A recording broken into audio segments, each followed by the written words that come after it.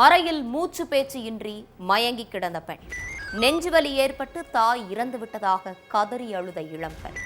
பெண்ணின் மரணத்தில் சந்தேகம் இருப்பதாக கொந்தளித்த உறவினர்கள். போஸ்ட்மார்ட்டம் ரிப்போர்ட்டால் வெளிவந்த பகீர் உண்மை. பெற்ற தாயை மகளே இரவோடு இரவாக போட்டு தள்ளியது ஏன்? இளம்பெண்ணின் கொடூர செயலுக்கு என்ன காரணம்? நடந்தது என்ன?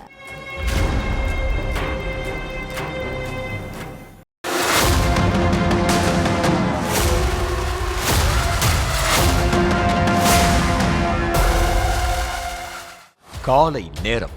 சொந்தக்காரங்களுக்கு போன் பண்ண 26 வயசான சுசித்ராங்கிற இளம்பெண் அம்மா தூக்கத்துல ஹார்ட் அட்டாக் வந்து உயிரிழந்துட்டாங்கன்னு சொல்லி கதறி அழுதுருக்காங்க.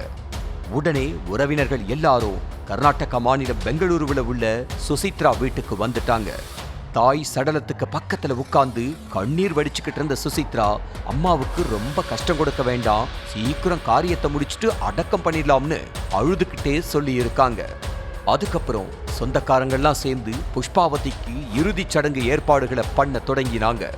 அப்போ சடலத்தை குளிப்பாட்ட ஏற்பாடு செஞ்சப்பதான் அங்கிருந்த உறவினர்களுக்கும் அக்கம் பக்கத்துல இருந்தவங்களுக்கும் சின்ன சந்தேகம் வந்திருக்கு. அதாவது புஷ்பாவதி மாரடைப்புல உயிரிழந்தா உடல் இயல்பா இருக்கும், ஆனா அவங்களோட கழுத்து பகுதியில நீல நிறத்துல தழும்போ நகைக்கீரல்களும் இருந்திருக்கு. அதை கவனிச்ச உறவினர்கள் சில பேரு அந்த காயத்தை பத்தி கேட்க சுசித்ரா அதுக்கு பதில் சொல்லாம பேச்ச மாத்தி இருக்காங்க. அம்மா நெஞ்சு வலி வந்தப்ப தவிச்சிருப்பாங்க, அப்போ அவங்களே கீறிக்கிட்டு இருப்பாங்க அப்படின்னு முன்னுக்கு பின் முரணா பதில் சொல்லி இருக்காங்க சுசித்ரா. அது மட்டும் இல்லாம வழக்கமா நடக்கிற சடங்குகளை கூட அறக்குறையா முடிச்சிட்டு சடலத்தை சீக்கிரம் எடுக்க சொல்லி பிடிவாதம் பிடிச்சிருக்காங்க. ஊர்ல உள்ள சொந்தக்காரங்கள்லாம் வந்துட்டு இருக்காங்க, கொஞ்சம் வெயிட் பண்ணலாம்னு கூட இருந்த உறவினர்கள் சொல்ல அதுக்கு சுசித்ரா சம்மதிக்கவே இல்லை. அது மட்டும் இல்லாம பெங்களூருவில் உள்ள மயானத்துல தாய் புஷ்பாவதியோட சடலத்தை புதைக்கிறதுக்கு ஏற்கனவே புக் பண்ணியும் வச்சிருக்காங்க.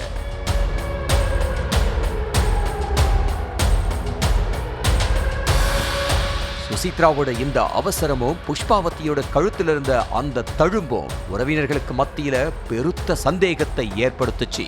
இதுக்கு நடுவுல அங்கிருந்த ஒருத்தர் ரகசியமா போலீஸுக்கு போன் பண்ணி தன்னோட உறவினர் மரணத்துல சந்தேகம் இருக்கு, சீக்கிரம் வாங்கன்னு சொல்லி இருக்காங்க.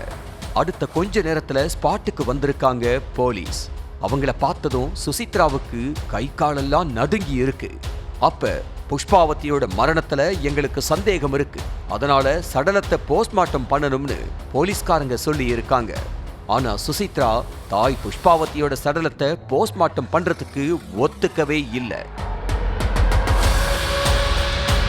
அதான் அவங்க இறந்து போயிட்டாங்கல்ல, பேசாம அடக்கம் பண்ற வேலையை விட்டுட்டு எதுக்கு போஸ்ட்மார்ட்டம் எல்லாம் பண்ணணும்?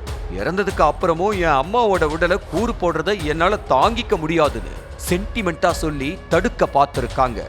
ஒரு வழியா சுசித்ராவை சமாளிச்சு புஷ்பாவதியோட சடலத்தை மருத்துவ குழுவினர் போஸ்ட்மார்ட்டம் பண்ணிட்டாங்க.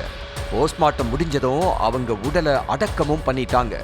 அதுக்கப்புறம் 2 நாளைக்கு அப்புறம் புஷ்பாவதியோட போஸ்ட்மார்ட்டம் ரிப்போர்ட் வந்ததும் சொந்தக்காரங்க எல்லாரும் அதிர்ச்சியில உறைஞ்சு போய் நின்று இருக்காங்க. ஏன்னா புஷ்பாவதி நெஞ்சுவலி ஏற்பட்டு உயிரிழக்கல, யாரோ அவங்க கழுத்தை நெரிச்சு கொன்னு இருக்காங்கன்னு ரிப்போர்ட்ல குறிப்பிடப்பட்டிருந்துச்சு.